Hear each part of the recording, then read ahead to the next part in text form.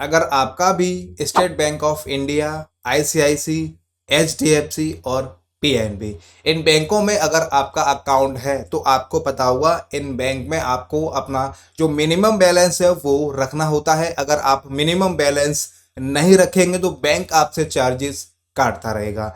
तो यहाँ पे इस वीडियो में हम आपको बताएंगे कि इन बैंक खातों में आपको कितना मिनिमम बैलेंस रखना होता है, और अगर आप मिनिमम बैलेंस नहीं रखेंगे तो कितना चार्जेस आपका कटेगा।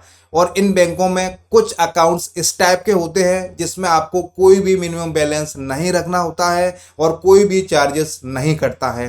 तो इस वीडियो में मैं सब कुछ आपको कंप्लीट जानकारी बताने वाला हूं। तो वीडियो आप लोगों के लिए बहुत ज़्यादा इंपॉर्टेंट है, हेल्पफुल है। सो आप लोग इस वीडियो को शुरू से अंत तक ज़रूर देखिएगा, जिससे कि आपको सब कुछ यहाँ पर समझ में आ सके।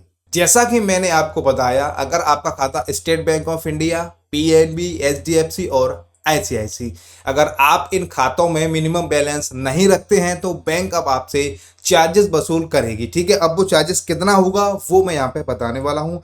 बैंक खाता धारकों को अपने खाते में मिनिमम बैलेंस मेंटेन रखना जरूरी होता है। यह राशि खाते में ना होने पर आपको जुर्माना देना पड़ेगा। देश में 4 बड़े बैंकों ने मिनिमम बैलेंस को लेकर नियम तय किए हैं। इसमें जैसा कि मैंने आपको बता दिया है, एचडीएफसी, आईसीआईसी, पीएनबी और एसबीआई, ठीक है, बैंक यहाँ पर शामिल है। इन बैंक ने मिनिमम बैलेंस रखने की लिमिट भी तय की है। इसी अनुसार ग्राहक को खाते में मिनिमम बैलेंस बनाए रखना होगा। इसे मेंटेन ना रखने पर यहाँ पे जो जुर्माना है वो अच्छा खासा बैंक यहाँ पे वसूलता है। ठीक है, अब देखिए, बैंक अकाउंट होल्डर को अपने खाते को जारी रखने के लिए इसमें कम से कम राशि को बनाए रखना जरूरी होता है। अगर खाते में यह मिनिमम बैलेंस नहीं है तो बैंक इसको चार्ज लगाती है। ठीक है, अब एसबीआई, पीएनबी, एचडीएफसी और ऐसे ही बैंक ने भी नियम तय कर दिए हैं। अगर बैंक खाताधारक वह राशि अपने खाते में नहीं रखता है तो उसको जुर्माना वसूला जाएगा। अगर आप भी इन बैंकों में से किसी के ग्राहक है तो इस नियम को आपको बहुत ज्यादा जानना जरूरी है। एसबीआई के खाताधारकों के लिए जो नियम है वो क्या है, देखिए, एसबीआई यानी स्टेट बैंक ऑफ इंडिया का सेविंग अकाउंट अगर किसी बड़े शहर में है, अगर किसी मेट्रो शहर में है, मेट्रो सिटीज में है, तो आपको यहाँ पे जो 3,000 रुपये का मिनिमम बैलेंस है वो आपको रखना पड़ेगा। ठीक है, इसके साथ में अगर आपका किसी छोटे शहर में है, कस्बे में है, गांव में है, तो यहाँ पे आपको 2,000 रुपये रखना पड़ेगा। और बहुत ज़्यादा गांव है जैसे कि, ठीक है, ज़्यादा वहाँ पे सिटी नहीं है, तो वहाँ पर आपको जो 1,000 रुपये का मिनिमम बैलेंस है वो आपको यहाँ पे रखना होगा। यहाँ पे मैंने स्टेट बैंक ऑफ इंडिया का बता दिया है। अब बात करते हैं पंजाब नेशनल बैंक। ठीक है, पंजाब नेशनल बैंक ने भी यहाँ पे, अगर आपकी कोई मेट्रो सिटीज है, मुंबई, दिल्ली, हैदराबाद, चेन्नई, ऐसी कोई शहर में अगर आप लोग रहते हैं तो आपको 2,000 रुपये का जो मिनिमम बैलेंस है वो आपको रखना पड़ेगा। ठीक है, इसके अलावा अगर कोई छोटे शहर है, छोटे शहर में अगर आप लोग रहते हैं तो आपको यहाँ पे 1,000 रुपये का जो मिनिमम बैलेंस है वो आपको यहाँ पे रखना पड़ेगा। और अगर आप गांव से हैं, कस्बे से हैं, बहुत ज़्यादा छोटे शहर हैं वहाँ पे, तो आपको वहाँ पे 500 रुपये का जो मिनिमम बैलेंस है वो आपको यहाँ पे रखना होगा। ठीक है, अब बात करते हैं एचडीएफसी बैंक। मेट्रो सिटीज आपको पता ही है, दिल्ली, मुंबई, कोलकाता, हैदराबाद, बड़ी बड़ी जो सिटीज है वहाँ पे अगर आपका खाता है तो आपको 10,000 से लेके 25,000 रुपये तक का जो मिनिमम मेंटेन है वो आपको रखना पड़ेगा। वो अकाउंट वेरिएंट के ऊपर यहाँ पर है।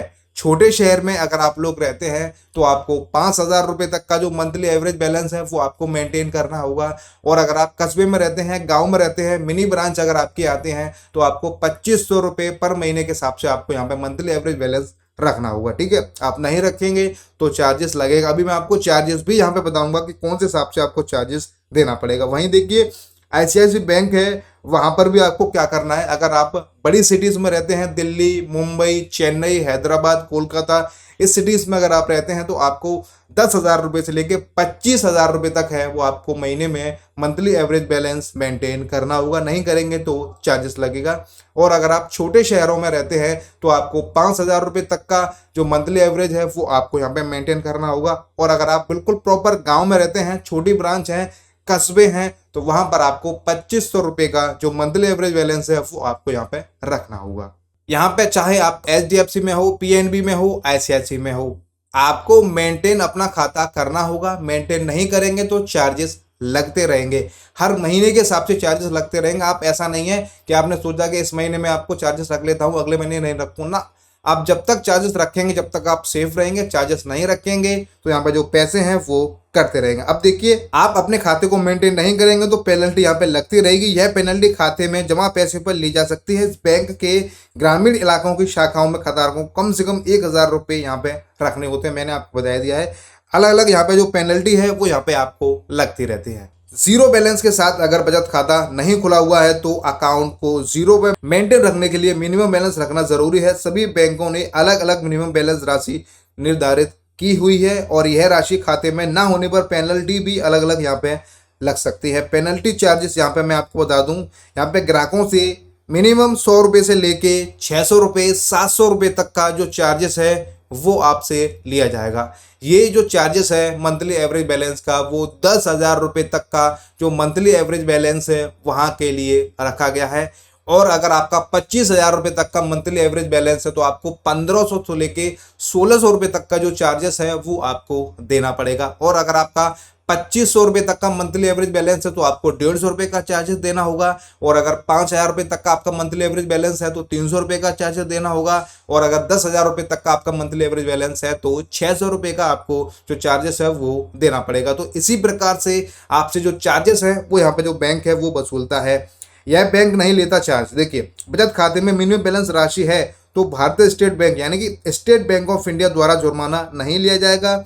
इस बैंक ने यह नियम सेविंग अकाउंट के लिए हटा दिया है। इसके अलावा दूसरे बैंकों की ओर से मिनिमम बैलेंस मेंटेन ना करने पर अलग अलग जुर्माना राशि यानी कि फाइन और नॉन मेंटेनिंग मिनिमम बैलेंस तय की गई है। अगर आपका स्टेट बैंक ऑफ इंडिया में अकाउंट है, आप मेंटेन करें या ना करें, यहाँ पे जो चार्जेस है वो आपको नहीं लगेगा। पहले चार्जेस लगता था लेकिन अभी के टाइम में बैंक ने इसको रिमूव कर दिया है। अब मैंने आपको बताया था कि इन्हीं बैंकों में कुछ अकाउंट्स ऐसे हैं अगर वो आपके खुले हुए हैं तो आपको कोई भी चार्जेस नहीं लगेगा। जैसे कि अगर आपका कोई जनधन खाता खुला हुआ है, चाहे स्टेट बैंक हो, HDFC हो, PNB हो, ICICI हो, आप उसमें अगर कोई भी पैसा नहीं रखते हैं तो भी बैंक आपसे किसी भी प्रकार का कोई भी चार्जेस नहीं काटेगा।